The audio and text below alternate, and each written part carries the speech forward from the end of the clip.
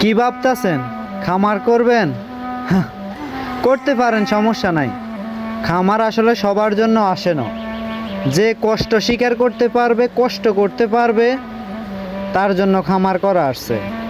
না হলে যে কষ্ট করতে পারবে না তার জন্য খামার কখনোই আসে না। আমি মনে করি যে প্রথমত আমিও ভাবতাম খামারে কি কাজ, এত কি কাজ, এত কি পরিশ্রম। আসলে এখন খামার করার পরে দেখতেছি আসলে কষ্ট কি জিনিস। আসলে আপনি যদি প্রচুর পরিমাণ কষ্ট না করতে পারেন, আপনি এখান থেকে সফলতা কখনোই অর্জন করতে পারবেন না। সো খামার করার আগে 100 বার ভেবে চিন্তে খামার করার চিন্তা ভাবনা মাথায় আনবেন। যদি কষ্ট না করতে পারেন তাহলে কখনোই খামার করার চিন্তা মাথায় আনবেন।